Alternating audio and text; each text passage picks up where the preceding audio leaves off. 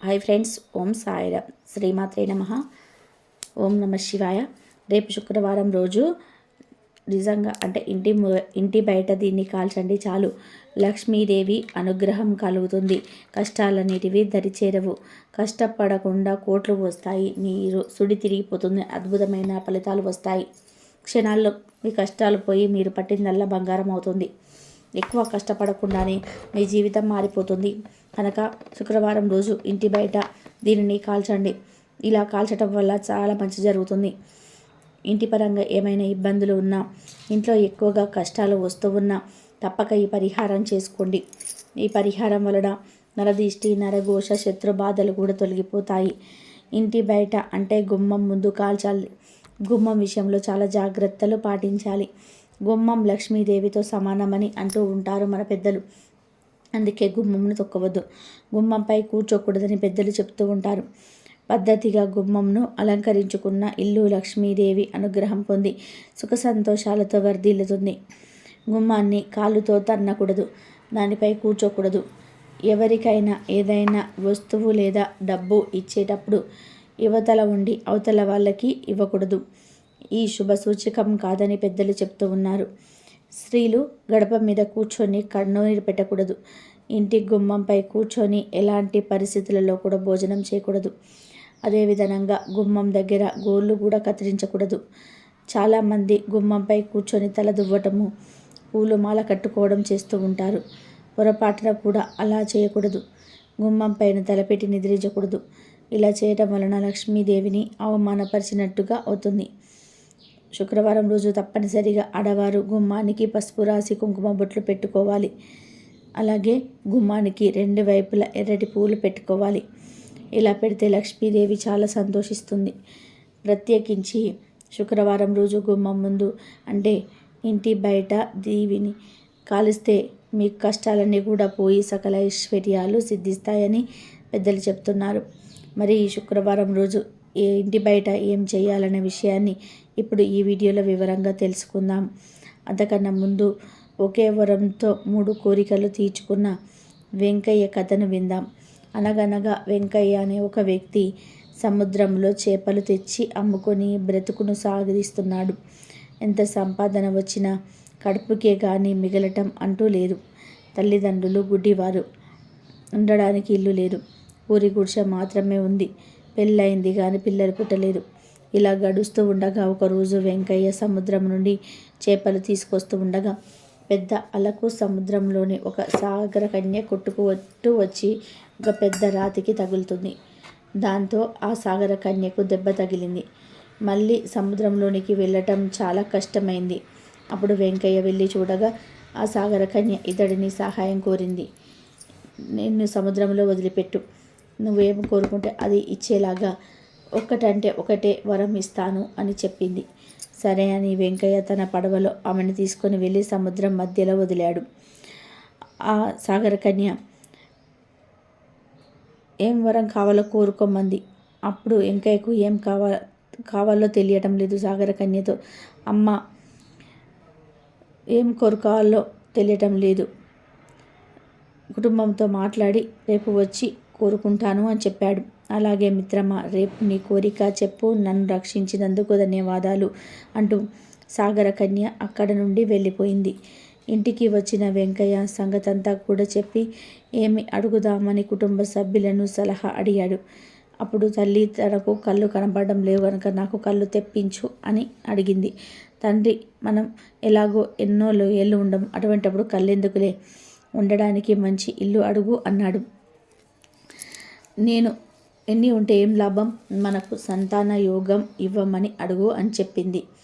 ఇద్దరి సలహాలు విని గందరగోళం అవ్వకుండా ఆలోచిస్తూ ఏం అడుగుదామని అనుకుంటూనే పడిగెక్కాడు వెంకయ్య. మెల్లగా సముద్రంలోకి వెళ్ళాడు. సాగర కన్య వచ్చింది. అప్పుడు వెంకయ్య, అమ్మ నమస్కారం, నా పిల్లలు ఇంటి ముందు ఆడుకుంటూ ఉండగా మా అమ్మ నాన్న డాబా పై నుండి చూస్తూ ఆనందపడాలి అని అడిగాడు. అయితే సాగర కన్య వరం ప్రసాదించింది. వరం ఒకటే కానీ ఏదైనా కోరికలు 3. తల్లి కోరినట్టు చూపు, తండ్రి కోరినట్టు ఇల్లు, భార్య కోరినట్టు సంతానం. ఇలా అన్నీ వెంకయ్యకు దక్కాయి. కుటుంబం పైన ప్రేమతో తెలివితో అన్ని సొంతం చేసుకున్నాడు వెంకయ్య. ఇక వీడియోలోకి వస్తే శుక్రవారం అనేది లక్ష్మీదేవికి ఎంతో ఇష్టమైన రోజు. శుక్రవారం రోజు ఎటువంటి పరిహారాలు చేసినా 100% ఫలితాలు మాత్రం వస్తాయి. అసలు ఇంతకీ శుక్రవారం రోజు ఇంటి ముందు ఏం కాల్చాలి అంటే, ముందు కొంచెం జీలకర్రను తీసుకోండి. ఒక అర స్పూన్ జీలకర్రను తీసుకోండి. చిన్న ప్రమిదలో కానీ గిన్నెలో కానీ ప్లేట్లో కానీ పెట్టండి. జీలకర్రకు మన కష్టాలను తొలగించే శక్తి ఉంది కనుక ముందు జీలకర్రను తీసుకోండి. ఆ పైన ఒక అర స్పూన్ నల్ల మిరియాలను వేయండి. అలాగే పావు స్పూన్ ఆవాలను కూడా వేయండి.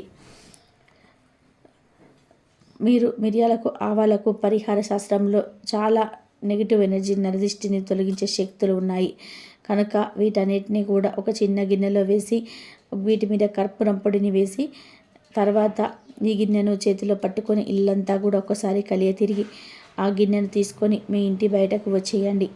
మీ ఇంటి బయట ఎగ్జాక్ట్గా గుమ్మం ముందు ఈ గిన్నెను పెట్టి అగ్గిపుల్లతో వెలిగించండి. అప్పుడు జీలకర్ర మిరియాలు ఆవాలు ఇవన్నీ కూడా చిటపటలాడుతూ కాలిపోతాయి. వాటిల్లో నుంచి పొగ వస్తుంది. ఆ పొగతోనే మీ ఇంటికి ఉన్న దిష్టి నరఘోష నెగటివ్ ఎనర్జీ పోతాయి. మీకు ఉన్న కష్టాలు పోతాయి. ఈ పరిహారాన్ని శుక్రవారం రోజు రాత్రి సమయంలో చేయాలి. ఇలా ఈ పరిహారాన్ని ప్రతి శుక్రవారం చేశారు అంటే లక్ష్మీదేవి అనుగ్రహం కలుగుతుంది. పెద్దగా కష్టపడకుండానే కోట్లు వస్తాయి. అదృష్టం కలిసి వస్తుంది.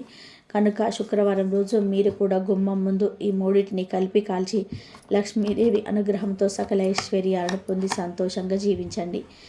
శుక్రవారం డబ్బులను చేతుల్లో పట్టుకొని ఈ మాట పలికితే కోటీశ్వరులుగా మారిపోతారని పెద్దలు అంటూ ఉన్నారు. డబ్బును గురించిన ఈ విషయం విన్న తర్వాత ఎవరైనా కొంచెం ఆశ్చర్యపోవచ్చు, నవ్వుకోవచ్చు. కానీ ఇది చాలా గొప్ప పరిహారం. నిత్యం మన అవసరాలను తీర్చేది డబ్బు. మనం ఏది కావాలన్నా కూడా ప్రకృతి మనకు దానిని ఖచ్చితంగా అందిస్తుంది. డబ్బును కూడా అందిస్తుంది. డబ్బు కావాలి అంటే మనం కష్టపడి శ్రమిస్తూ ఉంటాము. అలా శ్రమించవలసిన అవసరం లేకుండా డబ్బు కావాలి అన్న సంకల్పాన్ని మనం గట్టిగా ఎప్పుడైతే అనుకుంటామో అప్పుడు ఖచ్చితంగా డబ్బు మన దగ్గరకు చేరుతుంది. అవసరం వచ్చినప్పుడు డబ్బు కోసం నానా ఇబ్బందులు పడుతూ ఉంటాము. కానీ ఒక్కొక్కసారి మనం డబ్బు కావాలని అనుకున్న కొంత సమయానికి చేతిలోకి డబ్బు వచ్చేస్తూ ఉంటాయి. అదే ప్రకృతి చేసే మాయ. అంటే మన మనసులో ఉన్న సబ్ కాన్షియస్ మైండ్ ఏదైతే ఉందో అది గట్టిగా ఈ సంకల్పం అనుకుంటే ఆటోమేటిక్గా మీకు చేయకుండానే తెలియకుండానే మీరు దానికి తగ్గట్టుగా పనులు మొదలు పెట్టేస్తారు ఉంటారు. ప్రకృతి సహాయంతో కావలసిన డబ్బు వచ్చేస్తూ ఉంటుంది. అయితే డబ్బు కావాలి అనుకున్నప్పుడు ప్రశాంతంగా కూర్చొని డబ్బు కావాలి అనే విషయాన్ని గట్టిగా సంకల్పించుకుంటే తప్పక డబ్బు వస్తుందని నిపుణులు చెప్తూ ఉన్నారు. డబ్బు అందరికీ అవసరమే. అటువంటి డబ్బును మీరు గౌరవిస్తేనే మనకు మళ్ళీ చేతికి డబ్బు వస్తుంది. చేతిలో ఉన్న డబ్బు సవ్యంగా ఉంటుంది. లక్ష్మి మన దగ్గర ఉండాలి అంటే గౌరవించడం చాలా అవసరం. ఎవరైనా మనకు అవసరమైన సమయంలో డబ్బు చేతికి ఇస్తే ఎంతగానో కృతజ్ఞతలు చెప్తూ ఉంటాము.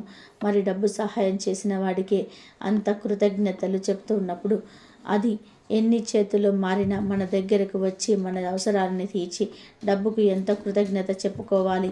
కానీ ఎవరికి డబ్బుకు కృతజ్ఞత చెప్పగరు. అందుకే ఆ డబ్బు మన దగ్గర నిలవటం లేదు. అలా కాకుండా డబ్బు మీ దగ్గర నిలవాలి అంటే ఇంకా ధనం కావాలంటే శుక్రవారం పూట ఒక పనిని చేయండి. మీ దగ్గర ఉన్న డబ్బునంతా కూడా తీసి కృతజ్ఞతలు చెప్పుకోండి. చాలా చక్కగా నువ్వు ఉండబట్టే నా అవసరం తీరుతుంది, నా అవసరాలను సద్వినియోగం చేసుకోగలుగుతున్నాను, నువ్వు నా దగ్గర ఉండబట్టే నేను ఫీజు కట్టగలుగుతున్నాను, బిల్లులు కట్టగలుగుతున్నాను, తిండి తినగలుగుతున్నాను, సంతోషంగా ఎంజాయ్ చేయగలుగుతున్నాను. నీ వల్ల ఇదంతా సాధ్యమైంది. నువ్వే నాకు హెల్ప్ చేశావు. నువ్వు ఉండటం వలనే నేను ఇలా ఉండగలుగుతున్నాను. చాలా చాలా థ్యాంక్స్ అని ఈ మాటలను డబ్బుతో చెప్పుకుంటే ఆ డబ్బు సంతోషపడి మరింత డబ్బును మీ వైపు అట్రాక్ట్ చేస్తుంది. లక్ష్మికి లోటు రాకుండా చూసుకుంటుంది. ఖర్చులు తగ్గిపోతాయి. ధనం వస్తూనే ఉంటుంది. కాబట్టి ఎవరైనా సరే ఇంట్లో ఉన్న డబ్బునంతా కూడా చేతిలోనికి తీసుకొని శుక్రవారం పూట ఈ విధంగా కృతజ్ఞతలు చెప్పుకోండి. జీవితంలో లక్ష్మికి ఎప్పుడు కూడా లోటు అనేది రాదు. ఈ వీడియో కనుక మీకు నచ్చినట్లయితే ప్లీజ్ లైక్ చేయండి, షేర్ చేయండి, సబ్స్క్రైబ్ చేయండి. మరొక మంచి వీడియోతో మళ్ళీ కలుద్దాం.